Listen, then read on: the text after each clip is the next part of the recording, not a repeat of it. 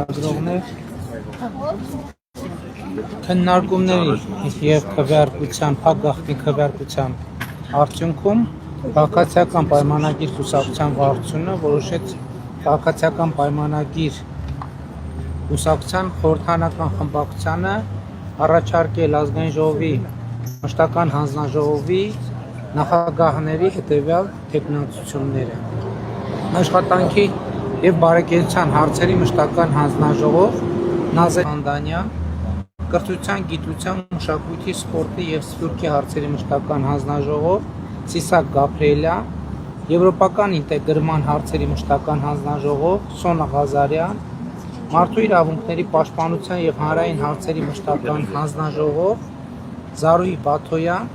Պաշտպանության և անվտանգության հարցերի մշտական հանձնաժողով Վիլեն Գաբրիելյան, Պետական իրավական հարցերի մշտական հանձնաժողով Արուսյակ Ջուլհակյան, Տարածաշրջանային և եվրասիական ինտեգրման հարցերի մշտական հանձնաժողով Տրդատ Սարգսյան, Տարածքային կառավարման և շրջակա միջավայրի պահպանության հարցերի մշտական հանձնաժողով Վահե Ղալումյան, Տնտեսական հարցերի մշտական հանձնաժողով Բաբկեն Թունյան, Ֆինանսավարկային և բյուջետային հարցերի մշտական հանձնաժողով Ծովինար Վարդանյան։ Պարոն վարչապետ, դուք եք առաջին իշխանությունը ընտրելու հանձնաժողովները։ Էդ ներողություն, էդ էլ ասեմ, որ այս ընտրությունը չի նշանակում, որ նշված բոլոր անձինք ընտրվեն հանձնաժողովի նախագահ, որովհետև գիտեք, որ որոշակի սկզբունքով դա կախված է նաև նրանից, թե ընդդիմության ներկայացուցիչները որ հանձնաժողովները կընտրեն։ Առաջինը դուք եք, որ երկու հանձնաժողովներ որոշեք վերցնել։ Դե գիտեք, դա լրացուցիչ քննարկման կարիք ունի, չնայած մենք քննարկել ենք, բայց այդ խորհրդարանական մեր գործընկերները կասեն, որովհետև դեռ ժամանակ կա ինչ-որ քննարկումներ կլինեն, այսինքն մենք քննարկում ունեցել ենք, որոշել ենք, բայց քանի որ դեռ ժամանակ կա, հնարավոր է ինչ-որ ճշգրտումներ լինեն, դրա համար ես հիմա չեմ։ Պարոն վարչապետ, կարող եմ թեմայից դուրս երկու Տվեց վստահության ձայն, որովհետև երկրորդ փուլով է տեղի ունեցել եւ երկրորդ փուլ են անցել Արմեն Խաչատրյանը եւ Վիլեն Գաբրիելյանը, բայց սա Սուփոն Միքայելյանն է։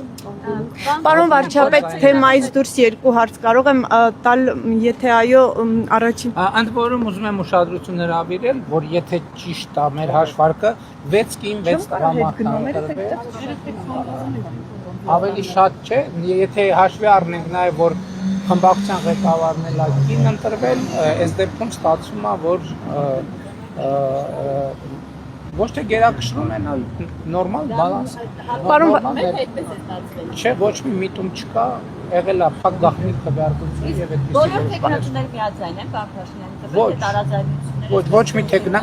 Ոչ մի տեխնացու միաձայն չի։ Արդյունքներն։ Ոչ մի տեխնացու, դե արդյունքները որոշ դեպքերում եղել են երկրորդ փուլ, ընդ որում Եսա ասեմ 4-5 դեպք ունենք, երբ որ ձայները բաշխվել են 9-10, այսինքն մի ձայնի առավելությամբ։ Պարոն վարչապետ, դուք հեռախոսազրույց ունեցաք Ռուսաստանի Դաշնության նախագահի հետ, հաղորդագրություններ տարածվեցին, հեռախոսազրույցը հայկական կողմի նախաձեռնությամբ էր, ձեր նախաձեռնությամբ,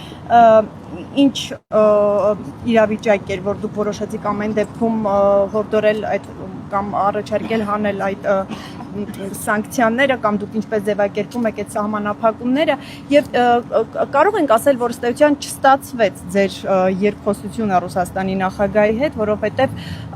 համաձայնության մասին այնտեղ խոսք չեղավ եւ ի վերջո ինչու պարոն վարչապետ չի ստացվում լուծել հարցը, դուք վստահ եք, որ ընտրություններից հետո ձեզ կհաջողվի լուծել այդ խնդիրները։ Նախ երկխոսությունը ստացվեց, որովհետեւ երկար խոսեցինք։ Ինչ վերաբերում է նախ երկխոսությունը առնվազն մի քանի հարցերի շուրջ մենք եկանք ընդհանուր ըմբռնման, որ Հայաստանի Հանրապետությունը ամենակարևոր հարցը ունի լեգիտիմ իրավունք ինքը իր համար այլ ընտրանքներ ձևակերպելու, ձևավորելու եւ Ռուսաստանի նախագահին ասի, որ մենք հայտարարել ենք այդ ճանապարհը եւ մենք գնալու ենք այդ ճանապարհով, մանավանդ հիմա, երբ որ ժողովուրդն էլ Հայաստանի Հանրապետության քվեարկել է դրա օգտի Եվ մենք, ես ինչպես նախընտրական շրջանում ասել եմ, չեմ պատկերացնում, որ մենք մեր քաղաքականությունների արդյունքում հայտնվենք մի իրադրության մեջ, որ Հայաստանի Հանրապետությունը այլընտրանքներ չունի։ Հայաստանի Հանրապետությունը միշտ եւ բոլոր հարցերում պետք է ունենա այլընտրանքներ եւ այլընտրանք չունենալու դարաշրջանը փակված է։ Ինչ վերաբերում է խնդրին, ես տեսեք, մենք հիմա բոլորս արձանագրում ենք, որ այդ խնդրը Հայաստանինն է, բայց այդ խնդրը Հայաստանինը չի, դա ԵԱՏՄ խնդրն է, որովհետեւ փաստացի ստացվում է, որ Եվրասիական տնտեսական միությունը կաթվածահար է եւ չի աշխատում։ Եվ եթե այս հարցը արագ չլուծվի, թույլ տվեք կանխատեսել, որ դա կլինի ԵԱՏՄ-ի վերջի սկիզբը։ Իսկ դուք հնարավոր է Հայաստանի կառավարությունը այդ դեպքում որոշի ավելի շուտ ԵԱՏՄ-ից դուրս գալու Մենք process։ նման պլան չունենք։ Պարոն վարչապետ, եւ ուզում եմ հարցնել, Եթե դասում եք դա ԵԱՏՄ-ի հետ եք, Հայաստանի հետ եք։ ԵԱՏՄ-ը, ես չեմ ասում, Հայաստանի հետ առաջացել է ձեզ հայտնի հանգամանքների պատճառով, որովհետև նախագահին եմ ասել, որ հանրաքվեն չի կարող տեղի ունենալ առանց դրա առարկայի ներկայության։ Հետևաբար այդ հանրաքվեն անցկացնելուց առաջ մենք առնվազն պետք է դիմաց լինենք Եվրամիությանը անդամագրվելու հարցով եւ այդ օրակարգը պետք է այլընտրանքը պետք է Ո՞ր են կալվել դա իրենց կողմից։ Ես եկեք իմ դիրքորոշումների մասին ասեմ, որովհետեւ վստահ չեմ, որ այս հատվածում, բայց առնվազն այս process-ը կարծում եմ լեգիտիմ է եւ այդ process-ը։ Պարոն վարչապետ, ձեր թիմակիցները, կուսակցականները Աբովյանի հայտնվեցին աղմկահարույց պատմության մեջ, նրանցից մեկն էլ ազգային ժողովի փոխնախագահի տեխնացուի եղբայրն է, նրանց հետ կապված ամիսներ առաջ մամուլը տարբեր հրապարակումներ կար մամուլում, երբ ձեզ հարց ուղղվեց այդ մասին, դուք այդ process-ը առանց իրավապահների ուսումնասիրության որակեցիք մակուլատուրա, որը կարող են լրագրողները հանձնել իրավապահներին։ Հիմա ձեզ պատասխանատու չեք զգում, որ կանաչ լույս ըստ էության վառեցիք իրավապահների համար, ազդակ ուղարկելով, որ այդ անձիկ անձեռնմխելի են եւ տեղի ունեցածի համար նաեւ գուցե ձեր պատասխանատվությունը կա, որ իրենք ծեծում ու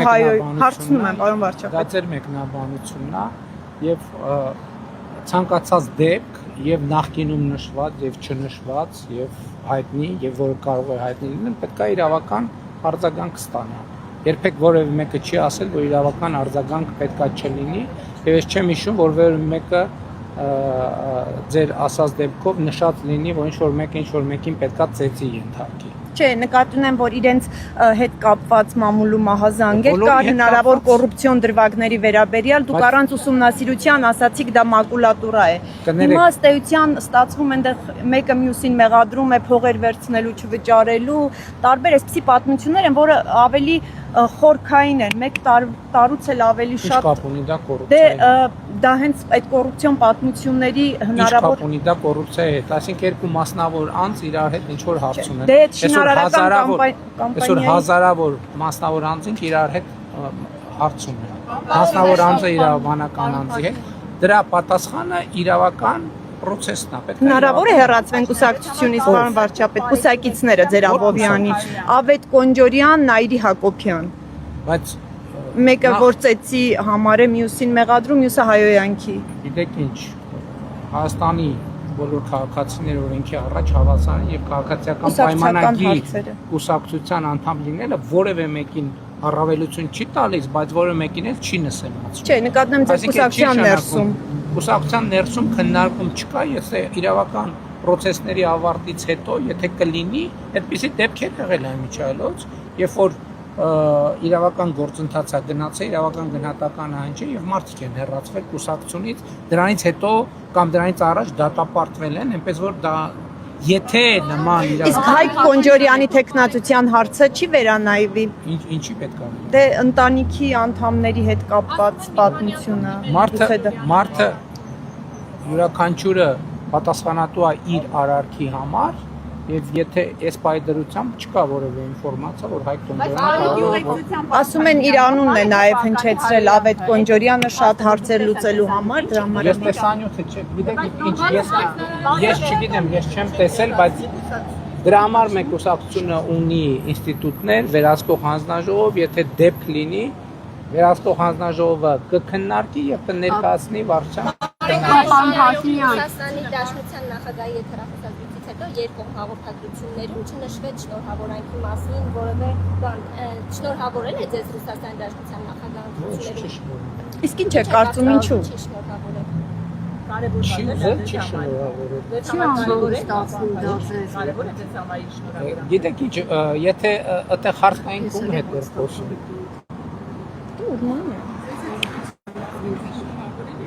Չի շնորհավորել, բայց ինքը ում հետ էր խոսում։ Իսկ հանդիպում հնարավոր կարող է լինել, պայմանավորվածություն կա, թե Թողիկոսին հրավեր կարգեք ազգային ժողովի անջանի։ Համենայն դեպս մենք քննարկումներ, շփումներ անպայման կունենան։ Ասել էի հուլիսի երկրորդ կեսին գնալու է Ռուսաստանի Դաշնության Գնացի։ մեջ է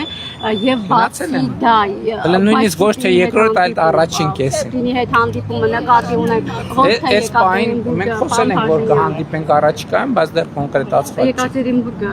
նկատի չունեի, այլ